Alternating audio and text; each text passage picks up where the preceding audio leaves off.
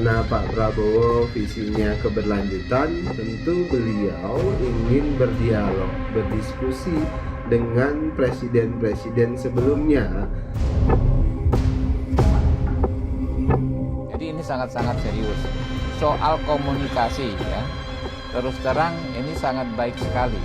Baik dengan pihak Ibu Megawati, dengan pihak Pak SBY, dengan pihak Pak Jokowi.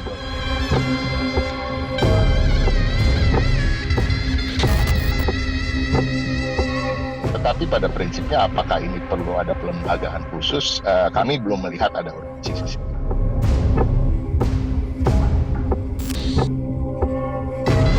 Tidak bisa menjadi stabilitas politik karena orang-orang kuat yang kebetulan memegang kendali partai, yaitu player partai politik, figur sentral partai politik, orang-orang ini juga partai-partai besarnya. Kalau itu bisa terbentuk, dia akan menjaga integritas, kredibilitas lembaga presidenan karena para mantan presiden berkumpul di sana.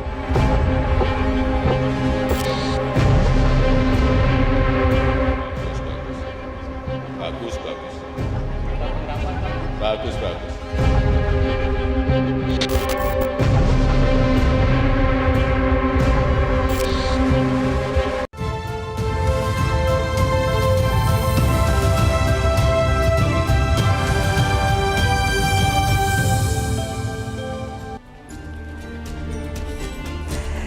Halo, selamat malam pemirsa. Rupanya tidak semua partai pendukung Prabowo legowo menerima semua pihak yang ingin dirangkul sang presiden terpilih. Ada Partai Demokrat yang mengingatkan jangan sampai ada rekan koalisi rasa oposisi. Ada juga Partai Gelora yang berani bersuara dan tegas menolak PKS bergabung bersama. Apakah wacana Presidential Club yang digagas Prabowo bisa menjembatani hubungan para mantan presiden yang belum sepenuhnya pulih atau sekedar gimmick untuk mengunci gerak lawan politik? Inilah Panggung Demokrasi, tarik ulur koalisi Presidential Club jadi solusi bersama saya, Afiani Malik.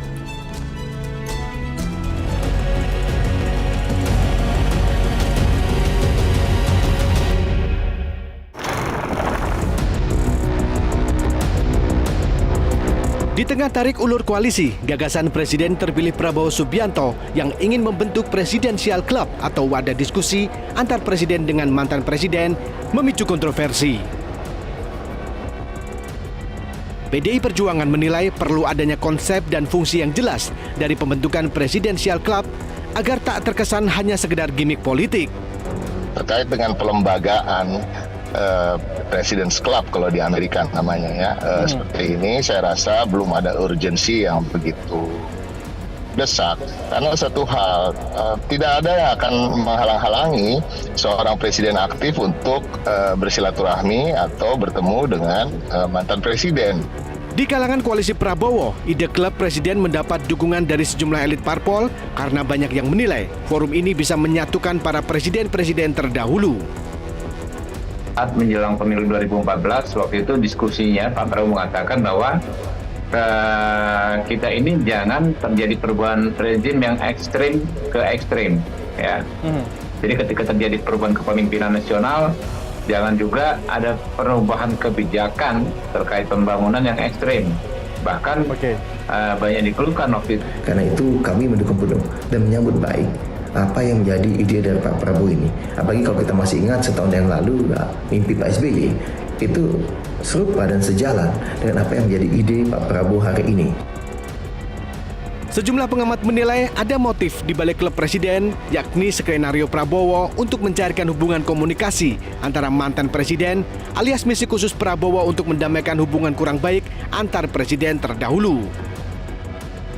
Prabowo sepertinya ingin mengambil sebagai posisi juru damai, penengah. Beliau ini, Pak Prabowo ini ingin memanfaatkan posisinya yang cukup dekat, tidak memiliki garis konflik istilah saya. Nah, ketika Pak Prabowo dia memanfaatkan kedekatan dengan Ibu Mega, kedekatan dengan Pak Jokowi, kedekatan dengan Pak SBY, itu kalau bisa realisasi, Pak Prabowo akan mendapatkan kredit poin yang sangat besar. Jarak antara Pak SBY dengan Ibu Mega, ada jarak antara Pak Jokowi dengan Ibu Mega sekarang, tetapi tidak ada jarak antara Pak Prabowo dengan ketiganya. Nah, pertanyaannya apa yang bisa dicarikan solusi untuk mempertemukan para mantan presiden ini? Nah, ini yang perlu dicari. Belum hilang di ingatan publik, ada hubungan yang kurang harmonis antara mantan presiden, yakni Presiden ke-5 Megawati Soekarno Putri dengan Presiden ke-6 Susilo Bambang Yudhoyono sebagai dampak dari Pilpres 2004 silam. Tidak hanya itu, hubungan Megawati dengan Presiden ke-7 Joko Widodo hingga kini juga masih memanas dampak dari Pilpres 2024 lalu. Prabowo itu berencana akan membuat klub presiden sebagai sarana komunikasi antara Presiden Pak Prabowo dengan presiden-presiden. Ya, bagus. Meminta pendapat Pak. Bagus. Semuanya kalau misalkan jadi jadwal seminggu sekali atau gimana Pak? Ya 2 hari sekali ya nggak apa-apa. Katanya meminta untuk penyusunan kabinet atau bagaimana Pak? Tentu adalah hal yang baik jika silaturahmi antar pemimpin negeri bisa terrealisasi dan selalu terjaga demi masa depan negeri. Namun patut diwaspadai jika tujuan Presiden Club hanya untuk kepentingan koalisi semata demi melanggengkan kekuasaan.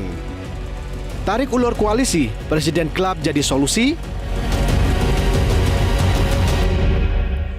Dan pemirsa, untuk membahasnya sudah bersama saya di studio juru bicara Prabowo Subianto, Daniel Ansar Simanjuntak. Mas Daniel, halo, selamat malam. Selamat malam Mbak Afi, Assalamualaikum. Waalaikumsalam, terima kasih sudah hadir. Dan berikutnya hadir juga Sekretaris Majelis Tinggi Partai Demokrat, Andi Malarangeng. Bang Andi, halo, selamat malam Bang Andi. Halo. Terima kasih sudah hadir Bang Andi. Dan juga ada juru bicara Partai Gelora, Yadi Surya Diputra. Mas Suryo, halo, selamat malam. Apa kabar? Malam, Mbak Afi. Baik. Dan kemudian Ketua DPP Partai Kebangkitan Bangsa, Mbak Lulu Nur Hamidah. Mbak Lulu, halo, selamat malam. Selamat malam, Assalamualaikum. Ini senyumnya semua narasumber cerah banget ya. Satu lagi ada peneliti utama dari BRIN, Mbak Siti Zuhro. Mbak Wi, halo, selamat malam. Selamat malam. Sehat, Mbak? Alhamdulillah. Oke, baik. Nanti juga akan bergabung dalam pembahasan kita via Zoom Ketua DPP PDI Perjuangan, Nusirwan Sujono. Namun sebelumnya kita akan bahas lebih jauh dengan narasumber yang sudah bersama saya di studio saat ini. Mas Daniel, ini Presidential Club ini seberapa serius gak sih? Karena ada respon bahwa itu cuma gimmick politiknya Pak Prabowo aja. Bagaimana Anda menjelaskan bahwa ini memang wacana yang akan dieksekusi dalam waktu dekat? Pertama saya mau jelaskan kronologisnya. Memang istilah Presidential Club itu saya sampaikan ketika saya banyak menjelaskan terkait dengan upaya Pak Prabowo membangun silaturahim dengan semua tokoh bangsa, terutama dengan presiden kita, presiden ke-7, ke-6, dan ke-5. Ya. Nah, upaya itu dilakukan Pak Prabowo sebagai upaya melanjutkan 2 hal yang menjadi concern Pak Prabowo. Pertama adalah keberlanjutan. Kan visi utama yang selalu disampaikan Pak Prabowo itu adalah keberlanjutan. Yeah. Hari ini misalnya salah satu media menyebutkan istilah cancel culture. Jangan sampai kemudian proses pembangunan kita itu mengalami cancel culture. Kalau Pertamina bilang mulai dari nol, nah itu tidak boleh terjadi. Nah, Pak Prabowo ingin melanjutkan kebaikan kepemimpinan yang sudah dimulai oleh Pak Jokowi, kebaikan kepemimpinan yang sudah dimulai oleh Pak SBY dan Ibu Megawati, bahkan dari Pak Karno. Nah, ini harus terus dijaga. Nah, oleh sebab itu karena hari ini masih ada 3, nanti insya Allah ada 3 presiden-presiden kita yang masih bersama dengan kita, maka Pak Prabowo ingin menjalin silaturahim terus-menerus. Tapi bukan dalam bentuk formalisasi yang kemudian disebut dengan Presidential Club. Sebenarnya istilah Presidential Club itu tidak merujuk Presidential Club misalnya di beberapa negara, tetapi istilah itu muncul terkait dengan upaya menjaga silaturahim. Misalnya Mbak Afi dengan beberapa teman wartawan Metro TV, ada wartawan Metro TV Club, kira-kira begitu. Nah, ini jadi sarana Tapi bukan clubbing, untuk kan? silaturahim, sarana untuk sharing, sarana untuk berbagi. Nah, tapi Pak Prabowo memang berulang kali menyatakan ingin ada tugas-tugas khusus yang bisa diemban oleh para presiden-presiden kita sebelumnya. Jadi udah mantan presiden dapat tugas dari presiden. Betul. Anda jangan lupa di banyak negara para presiden-presiden sebelumnya itu mendapat misalnya tugas-tugas kemanusiaan yang menjadi minat mereka, kemudian lingkungan hidup dan sebagainya. Yang kedua, Mbak Afi, ini terkait dengan upaya Pak Prabowo mendorong yang namanya persatuan. Kenapa begitu? Karena ini kan geopolitik dan geostrategis kita tidak ke depan itu sangat dinamis, ketidakpastian itu sangat tinggi.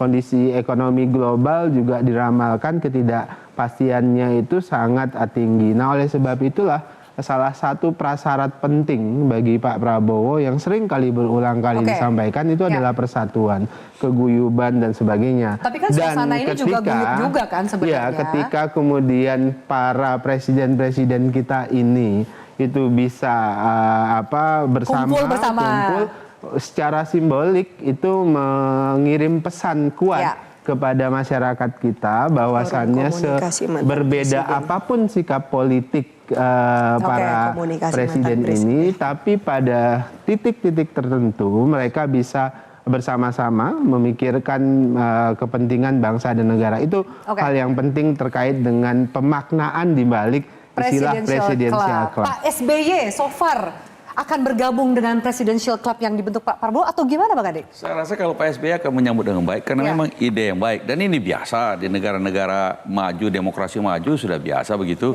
Dan karena mantan-mantan presiden ini, tokoh-tokoh bangsa yang punya wisdom, yang punya pengalaman, yang bisa dimintakan advice dari presiden yang sedang menjabat, bahkan bisa diberi tugas. Tadi masih ingat nggak waktu tsunami dulu itu ada Presiden Obama waktu itu mengutus dua mantan presiden yang bagian dari Presidential Club di Amerika, yaitu Presiden Clinton dan Presiden Bush senior, itu untuk datang membawa bantuan negara pemerintah Amerika maupun masyarakat Amerika langsung ke Aceh.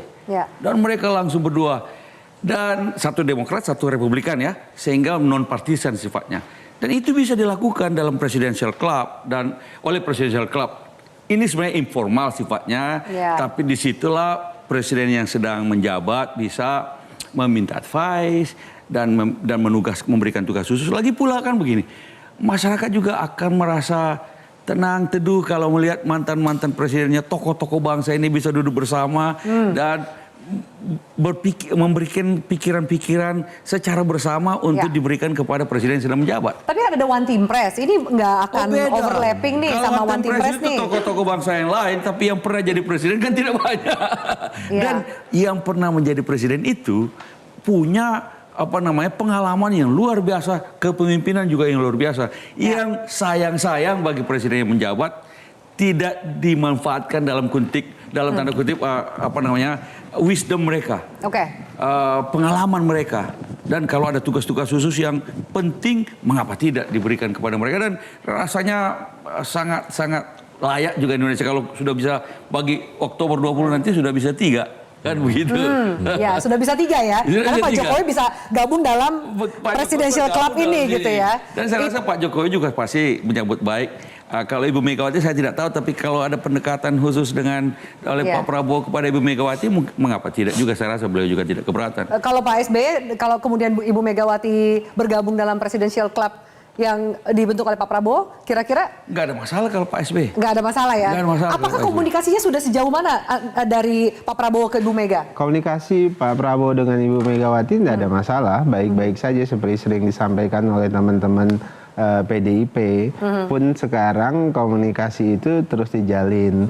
Tentu ada waktu yang tepat mungkin dilihat oleh publik komunikasi tersebut secara baik. Nah, sekarang kan proses kami menghormati misalnya keputusan teman-teman PDIP yang sedang menggugat di PT UN segala macam. Nah, kemudian komunikasi antar pimpinan partai, dalam hal ini Partai Gerindra dengan PDIP melalui Mbak Puan, kemudian Pak Sufmi Dasko, termasuk Pak Rosan dengan Mbak Puan, termasuk dengan Ibu Megawati, itu terus ada terjalin. Lampu hijau nih, ada angin segar nggak sih tanda tangannya? Insya Allah lampu agak menuju hijau. Masih kuning tapi udah mulai cerah nih. Hijau itu udah terang lah kira-kira begitu. Saya mau tanya ke Mbak Wiwi, kalau bagaimana Mbak Wiwi melihat apakah kemudian ini Presidential Club ini bisa terwujud karena memang ada itikat baiknya, atau banyak juga melihat wah ini hanya bargain politik aja.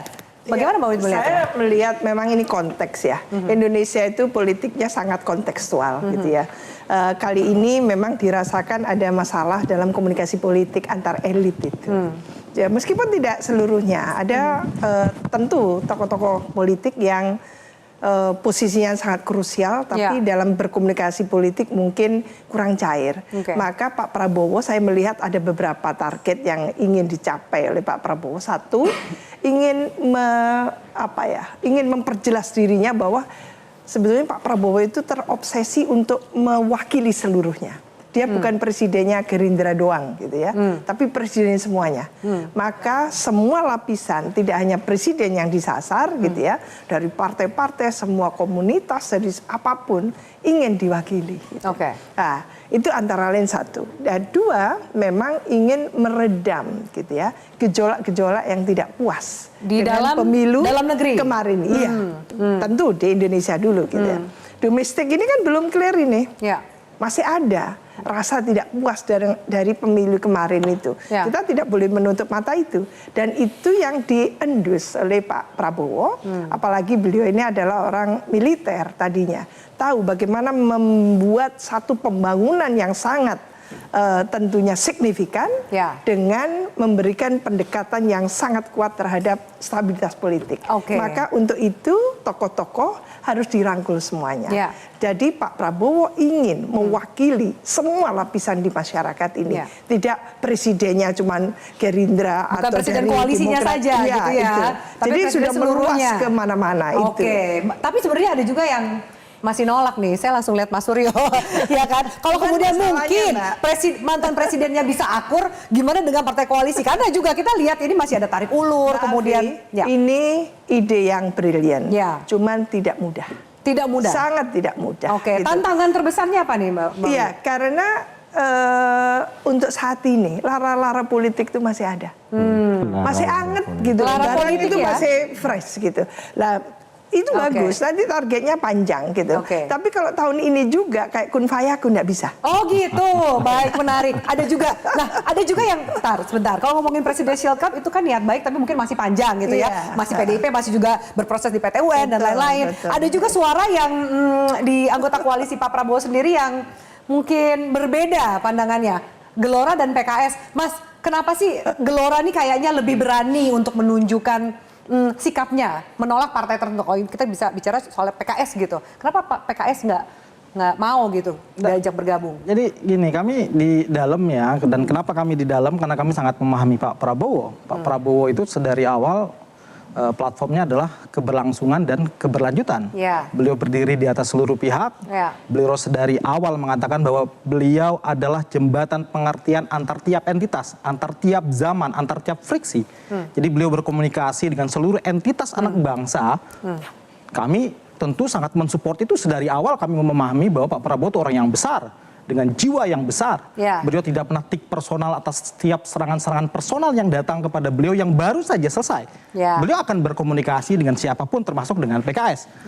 Nah, polemik yang terjadi di PKS kan yang framing teman-teman media. Nah, sebenarnya apa juga sih? Bang Fahri aja bilangnya PKS ya, mesti ada lah. Teman-teman media juga kan mengutip statement-statement yang disampaikan oleh rekan-rekan PKS dan Gelora.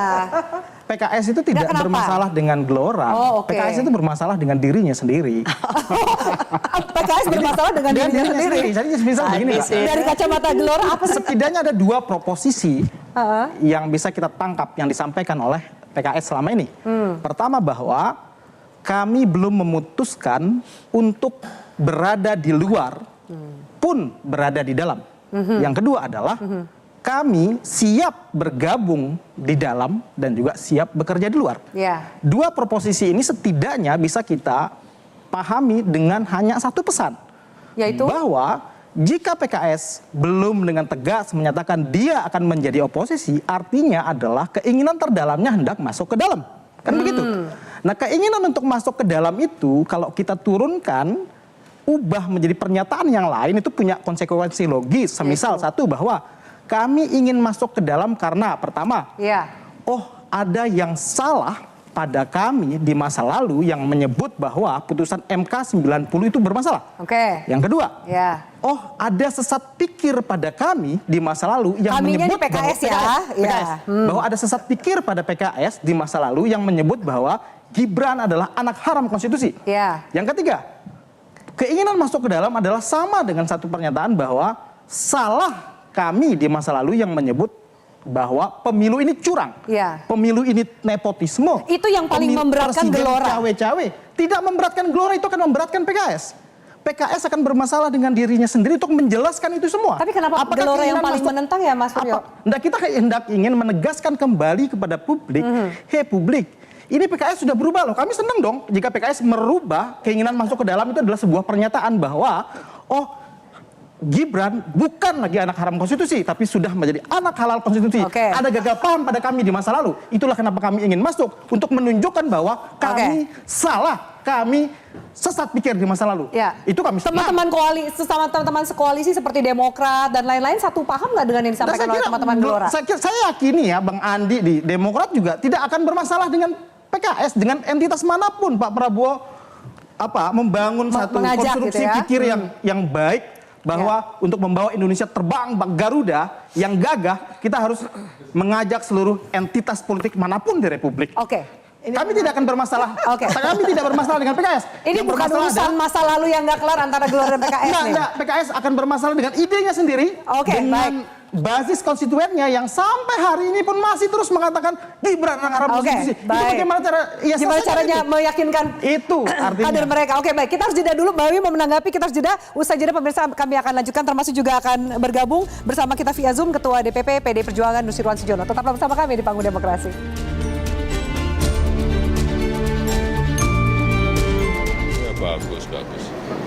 Bagus. Minta pendapat Pak. Bagus. Ya 2 hari sekali ya nggak apa-apa. Katanya mau minta untuk penyusunan kabinet Bapak bagaimana?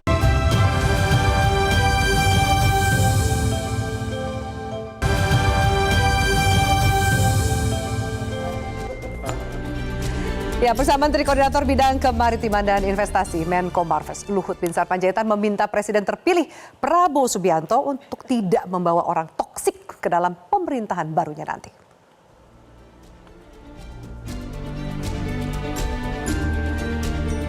Ya, ini adalah statement resmi dan juga lengkap dari Luhut Binsar Panjaitan yang mengatakan untuk Presiden terpilih Prabowo Subianto, saya bilang jangan bawa orang toksik ke pemerintahanmu. Itu akan sangat merugikan kita. Baik, ini mungkin pesannya Pak Luhut supaya Pak Prabowo lebih selektif dalam memilih kawan, termasuk mengajak siapa saja yang akan masuk dalam pemerintahannya. Apakah PKS toksik gitu di mata Gelora? Menurut Mas Suryo? Dalam politik tidak sebagai institusi ya, Pak Luhut itu jelas itu sebagai senior itu memberikan nasihat, dan Pak Prabowo orang yang suka mendengar loh Mbak, orang yang suka menerima nasihat. Pak Luhut tadi kan arahnya ke person, tapi kalau Mbaknya bertanya apakah PKS apakah kemudian PKS apakah kemudian ini saya kira sebagai institusi tidak, kalau PKS statement saya kira atau sebagai institusi Gelora tidak, karena bagaimanapun itu adalah partai politik itu legal dan memenuhi prasyarat-prasyarat demokrasi untuk kita bertarung, berkompetisi. Partai politik sesama partai politik itu adalah kawan kompetisi secara ide dan gagasan, saya kira. Untuk dilabeli toksik official, saya kira. Tapi toksik itu berat loh, toksik gitu. Lalu PKB ini dianggap jadi pihak yang, salah satunya pihak yang disindir lah gitu. Gimana tanggapannya dari PKB? Iya, saya kira ya kita senyumin aja ya. Jadi Pak Luhut ini kan beliau figur yang sangat senior di pemerintahan dan juga sangat-sangat dekat dengan kekuasaan. Jadi saya kira hal yang wajar kalau kemudian beliau berpesan kepada Pak Prabowo begitu. Hanya saja yang saya khawatir kemudian karena mungkin merasa sudah sangat senior dan kemudian selalu tahu semuanya dan kemudian merasa benar juga untuk banyak hal, dan ini juga saya khawatir nanti juga akan menjadi gangguan juga gitu. Nah, saya kira Pak Prabowo ini dengan dipilih oleh 96 juta, saya kira ini satu dukungan yang luar biasa. Dan apa iya sih kemudian kita bisa perintah Pak Prabowo hanya untuk bisa memilih siapa yang dianggap layak atau pantas yang beliau akan percaya ada di kabinet. Dan saya kira Pak Prabowo punya semua pengetahuan dan sumber-sumber yang terpercaya untuk bisa memilih orang atau siapapun yang kemudian diajak untuk memperkuat pemerintahan. Nah, saya kira pesan ini akan menjadi pesan untuk semua orang gitu, pesan untuk kita semuanya. Bahwa pemerintahan ini punya tujuan yang baik dan Indonesia juga harus semakin kuat dengan adanya Pak Prabowo sebagai presiden gitu. Jadi jangan sampai unsur-unsur yang memang beracun itu juga ada di dalam pemerintahan beliau, baik itu oleh misalnya figur yang baru atau kemudian figur yang lama yang kemudian dinilai juga oleh publik sebenarnya juga mengandung unsur toksik. Nah, saya kira maksudnya jangan-jangan Pak Luhutnya yang toksik gitu. Jadi maksudnya gini, gitu, ada peribahasa kata yang gini, jangan menepuk air di dulang nanti terpercik muka sendiri. Saya tidak mengatakan tentang Pak Luhut, tetapi saya kira lagi-lagi kita menghormati karena beliau sangat senior, bahwa kita mesti cukup punya kewaspadaan satu sisi tetapi semangat dari Pak Prabowo yang ingin silaturahim dengan semua tokoh kekuatan politik ini juga harus kemudian dihargai. Nah, jangan sampai kemudian justru permulaan yang sudah bagus malah kemudian diganggu, kemudian dihambat, apalagi kemudian ada ancaman. Nah, itu kan tidak bagus. Contoh aja sekarang justru kan kemudian memunculkan satu situasi yang sebenarnya cukup meresahkan ketika banyak pihak yang kemudian memberikan komentar, memberikan tafsir, yang kemudian juga narasi-narasi liar akhirnya juga muncul hanya karena dengan adanya satu statement yang terkait dengan seperti ini kan kontraproduktif nih. Saya kira Apa ini membuat PKB Caimin yang kemarin bilangnya sudah cetok gitu, sudah nggak usah tanya. Kalau saya kemudian berubah. Kalau Caimin sendiri kan bilang, saya kira semua orang setuju kalau kemudian pemerintahan ini harus baik dan kemudian kekuasaan juga emang harus dijaga dari siapapun yang itu akan mengganggu. Tapi yang harus kita garis bawahin, gangguan ini menurut tafsirnya siapa? Kalau toksik ini menurut siapa nih? Pak Prabowo kan udah jelas, pemerintahan harus kuat, dilanjutkan. Tapi tentu yang baik dong, yang kemudian dilanjutkan. Tetapi kalau kemudian nuwun sewu, ada praktek-praktek kekuasaan yang korup apa kemudian ini yang kemudian akan dipelihara. Contoh aja, misal sekarang ini kita punya masalah loh dengan begitu banyak praktek investasi di bidang pertambangan. Kayak kemarin aja ada 271 skandal di timah, kemudian ada 40 ada praktek ilegal yang terkait dengan baja dari perusahaan China. Jadi, saya kira ini adalah toksik gitu loh. Nah, itu artinya kan sekarang ada di dalam pemerintahan yang sekarang. Kalau begitu ini yang kemudian harus dilibas oleh Pak Prabowo. Saya setuju itu. Saya minta tanggapan dari Mas Daniel. Udah ketahuan nggak maksudnya kira-kira yang toksik itu siapa ini Mas Pak Luhut itu? Sebagai tausiah dari Pak Luhut itu penting dan harus didengar oleh Pak Prabowo dan semua koalisi. Tapi biasanya Pak Prabowo kalau terkait dengan toksik itu biasanya ada detoksnya. Jadi detoksnya itu tentu ada anti racunnya. Itu Pak Prabowo salah satu keahlian beliau yaitu mencari detoksnya itu. Jadi kemudian meramu semua kekuatan, kemudian yang toksik diberikan detoksnya supaya muncul loyalitas, muncul integritas, muncul kompetensi. Jadi ini tetap masuk tapi ada detoksnya gitu. Atau kemudian proses detoksnya itu kan proses seleksi. Jadi mekanismenya bisa seleksi tadi saya sebutkan. Salah satu concern Pak Prabowo ketika partai-partai misalnya mengajukan nama-nama calon menteri misalnya, salah satu detoksnya Pak Prabowo adalah selektif. Nah, selektif ada beberapa kriteria, ada 2 kriteria yang paling atas. Pertama itu adalah integritas, kemudian kedua kompetensi. Selain kriteria-kriteria yang lain. Nah, integritas dan kompetensi itu kan detoks terhadap toksik tadi. Nah, jadi saya berkeyakinan Pak Prabowo sudah mulai melakukan proses itu. Tapi sebagai nasihat, sebagai tausiah, itu bisa sebagai early warning system buat Pak Prabowo bahwasannya yang toksik. Tapi udah ketahuan belum? Udah dikeker siapa nih kira-kira yang toksik? Udah dikeker oleh Pak Prabowo? Kan pasti akan banyak masukan, ini toksik, ini enggak, gitu. Anda yakin lah Mbak, dalam kondisi seperti ini semua orang ada yang saling memberikan informasi, don't worry. Tapi toksik itu kan juga tidak berarti dari luar koalisi juga loh. Kan bisa jadi aja misalkan ada di tapi nyambung sama Bang Andi bilang, jangan sampai teman koalisi rasa oposisi. Kurang lebih toksik juga nih kan kalau ada teman koalisi rasa oposisi, Bang Andi. Kalau bergabung dengan koalisi pemerintahan, kita harap betul-betul konsisten, Kalau di luar di luar, tapi kalau bergabung kan berarti kita sama-sama dalam koalisi Indonesia Maju. Dan jangan sampai seperti sekarang inilah. Sekarang kayak gimana? Menteri-menterinya ada dalam pemerintahan tapi rasanya rasa oposisi. Kita yang berada waktu itu kita masih di oposisi. Kadang-kadang mereka yang ada dalam pemerintahan lebih keras, lebih galak daripada Jadi begini, kalau dalam pemerintahan itu either you're in or you're out. Kalau you are in. Choose your position lah. Yes, yang mana? exactly. Komitmen. Supaya kita jelas, komitmennya juga jelas. Kita enak kerja sama-sama. Terutama kita paham bahwa Pak Prabowo memang membutuhkan dukungan mayoritas di parlemen. Kita sekarang masih 48%. Jadi perlu ada tambahan lagi. Berapa? 1 bisa. 2 bisa? 2 mungkin bisa 3 juga. boleh? 3, tapi jangan semuanya. Jadi 2 udah pas. Mentok di 2. Jangan semuanya. Kalau semuanya kan nggak ada jadi oposisi. Kalau nggak ada jadi oposisi kan gimana? Kan begitu nggak sehat bagi demokrasi. Tapi sekali lagi semuanya kita terpulang pada hak prerogatif presiden, yaitu Presiden Prabowo nantinya pada waktu setelah menjadi presiden. Oke, bicara soal posisi dan lain-lain, saya akan menyapa Pak Nusirwan. Halo Pak Nusirwan, selamat malam. Pak Nusirwan, dari PDIP, selamat malam.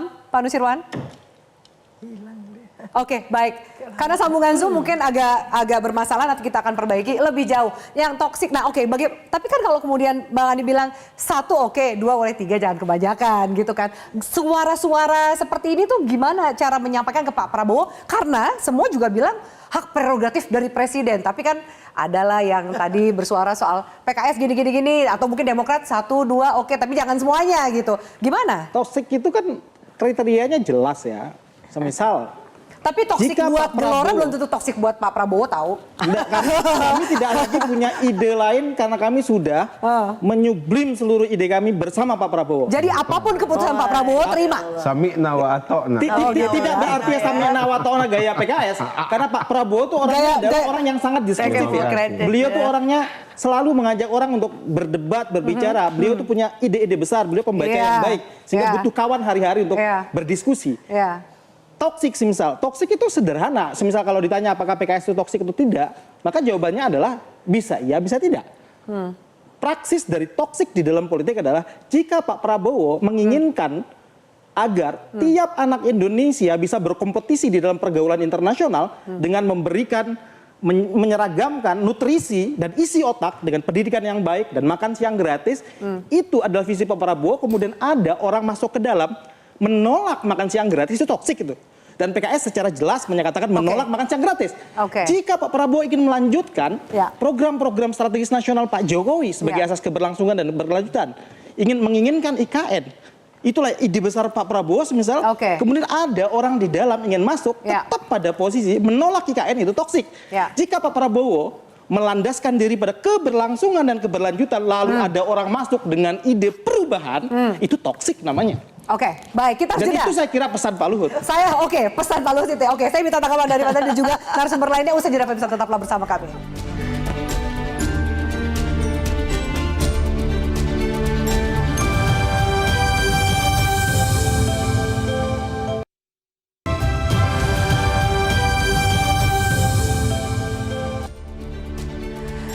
Iya, baik, kita lanjutkan. Mbak Wiwi, saya minta tanggapan Mbak Wiwi. Bukan kemudian statement-statement yang seperti Pak Luhut yang baru kita bahas gitu soal toksik dan lain-lain itu akan jadi kontraproduktif terhadap proses yang ingin dilakukan oleh Pak Prabowo untuk merangkul semuanya. Iya, jadi lepas dari kata toksik ya. Seyogyanya Pak Prabowo membuat kriteria untuk membangun kabinet baru ini. Jadi kabinet yang sudah disebutkan oleh Mas Daniel tadi, integritas sama kompetensi itu kata awal yang bisa nanti jadikan acuan untuk memilih calon-calon pembantu dari Pak Prabowo. Maka kalau menurut saya ini kan kita mengakhiri pemilu itu silang sengkarut kemarin. Ada sengketa pemilu. Maka jangan dimunculkan kata-kata yang kontroversial. Itu. Jadi kita membangun tadi itu wisdom gitu ya, membangun maturity ya, political maturity, kematangan politik dengan cara-cara yang dewasa, bukan lalu mensubordinate yang lain dan menohok-nohok yang lain. Itu menimbulkan lara-lara politik baru nanti. Atau seudon apalagi ya. Jadi menurut saya kultur politik kita, budaya politik kita ini yang tidak terbangun untuk saling percaya, saling menghormati dan sebagainya. Jadi dalam perspektif demokrasi, kita inginkan Pak Prabowo yang kita yakini lah ya, bahwa akan menjadi pemimpin yang mampu mewujudkan satu pemerintah yang governability, maka dengan demikian nanti pembangunan pemerintahannya itu betul-betul eksekutifnya kuat, legislatifnya kuat. Nah di situ nanti pemerintahan itu efektif. Jadi mulai kita memulai gitu ya satu era baru gitu ya, di mana bukan karena personal saya tidak suka dia nggak boleh masuk, bukan. Ini soal gagasan. Tapi bagaimana demokrasi diletakkan proper gitu ya supaya balance. Jadi kita berkepentingan pemerintahan Pak Prabowo kuat, DPR-nya juga representatif, melakukan fungsi representasi dengan sangat efektif. Nah, oleh karena itu jangan mendominasi nantinya. Nah, kalau tadi Mas Andi Malarangeng mengatakan jangan sampai semuanya, jangan, tidak sehat. Maka itu pula yang membuat kita menyongsong 2045 itu menjadi limbo kita. Baik. Kita akan sapa kembali Pak Nusirwan Sujono, Ketua DPP PDIP. Pak Nusirwan, selamat malam. Bisa mendengar kami dari studio? Ya, mudah-mudahan suara saya sekarang bisa didengerin nggak ya? Ya, bisa terdengar dengan jelas Pak. Terima kasih sudah bersama kami Pak Nusirwan. Tadi kita sempat membahas juga soal Presidential Club, lalu kemudian statement Pak Luhut soal toksik gitu. Nah, kembali sedikit saya mau tanya, posisinya PDIP Pak untuk wacana yang sebenarnya mendapatkan simpati yang besar soal Presidential Club ini. Sejauh ini seperti apa tanggapan dari PDIP sendiri? Apakah sudah ada komunikasi informal ke Ibu Megawati Pak Nusirwan? Jadi tentunya karena itu merupakan inisiatif atau rencana yang kalau tidak salah saya mendengar itu dari pihak Pak Prabowo. Tentunya itu adalah keinginan nanti kelak pada saat sudah menjabat menjadi presiden. Tadi tentu nanti setelah secara konstitusi setelah Oktober begitu ya. Kalau itu adalah sebuah keinginan yang bertujuan baik untuk melakukan komunikasi dengan berbagai pihak, tentunya khususnya yang pernah menjabat sebagai kepala pemerintahan, itu tidak ada salahnya sebuah keinginan tersebut.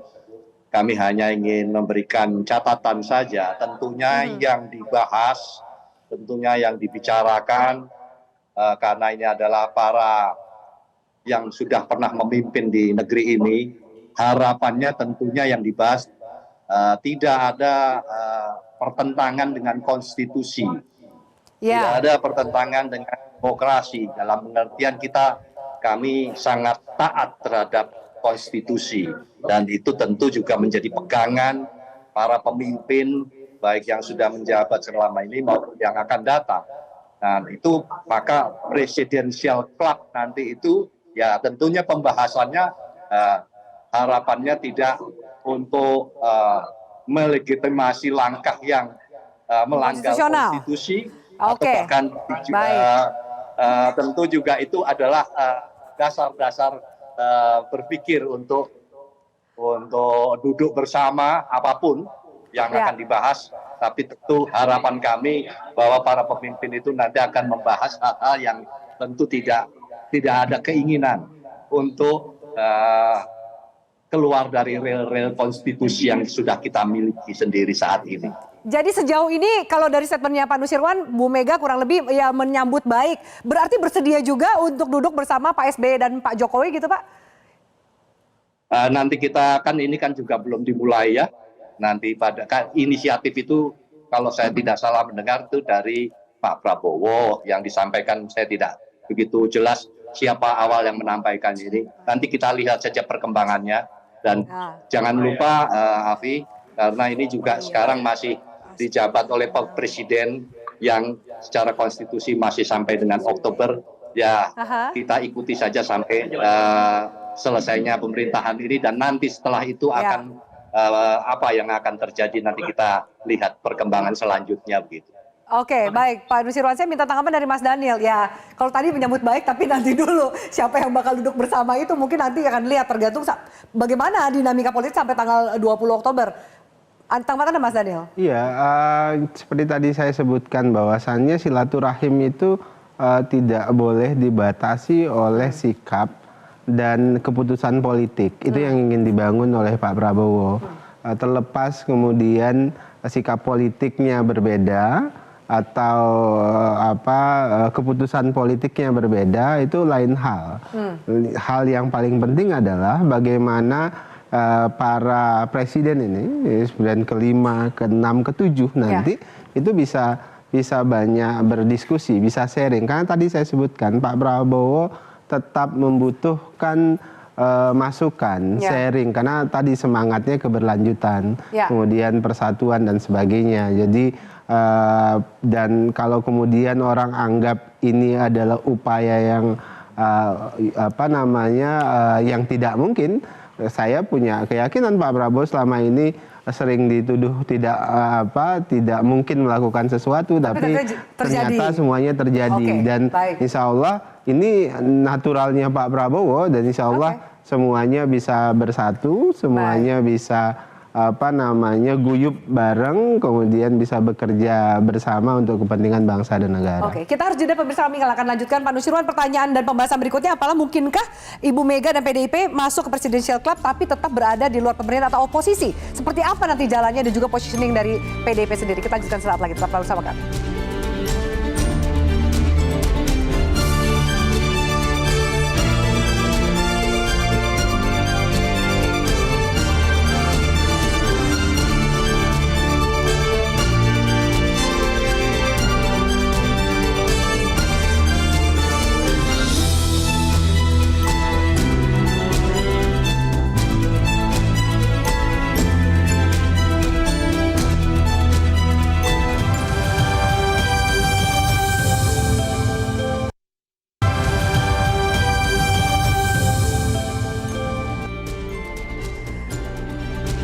Ya, baik. Pak Nusirwan, saya akan kembali bertanya kepada Anda. Apakah kemudian ada yang melihat jangan-jangan ini posisinya Ibu Mega akan simalakama gitu?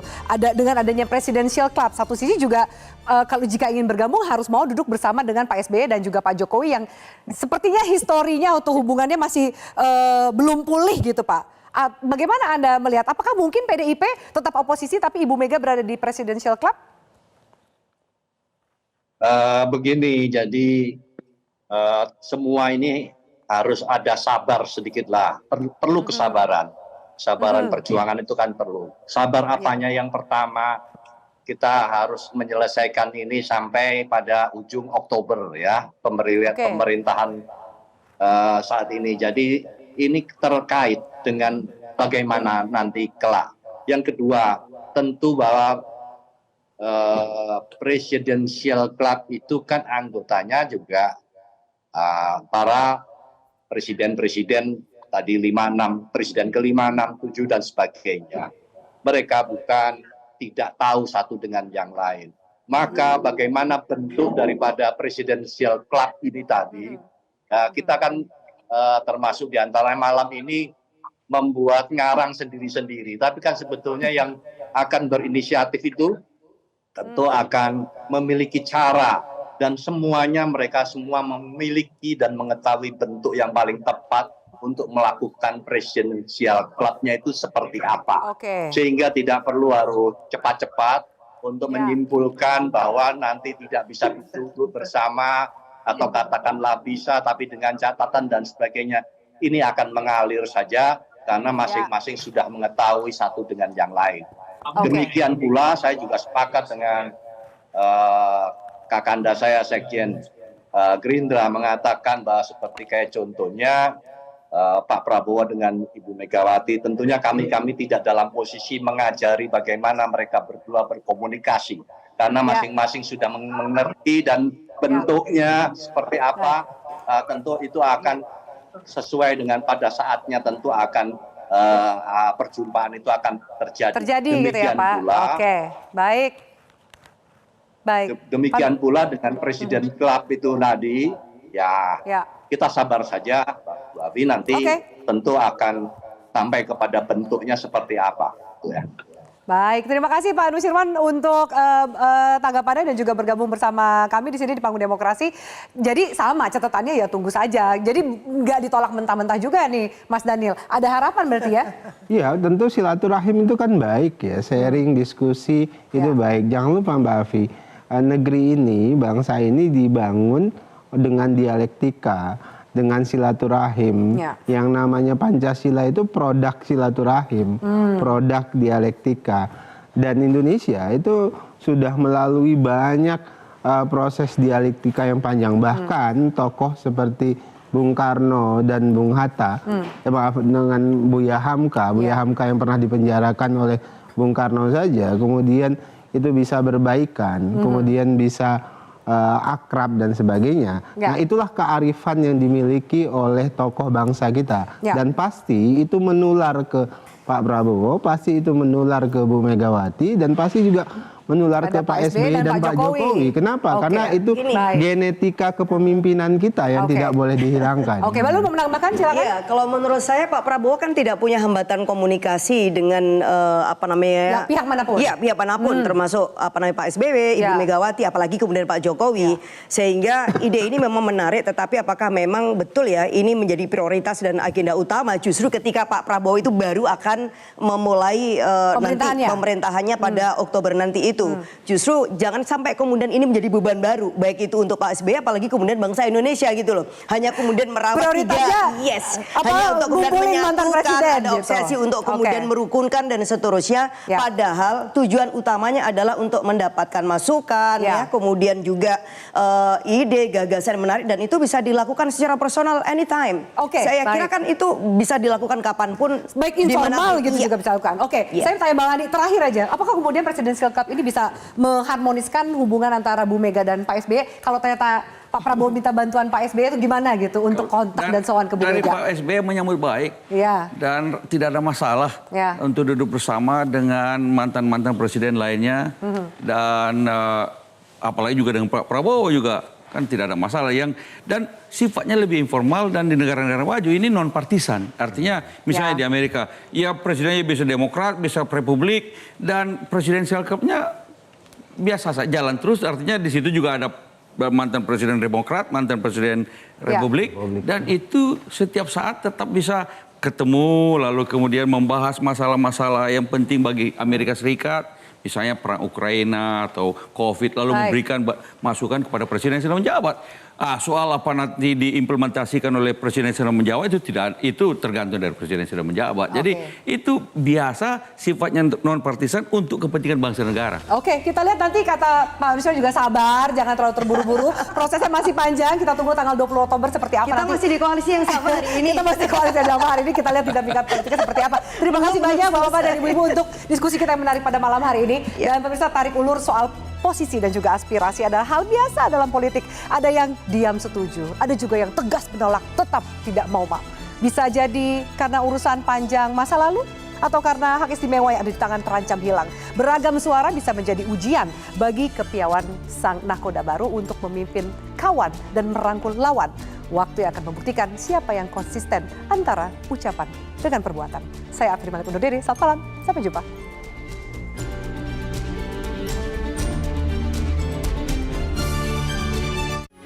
Metro TV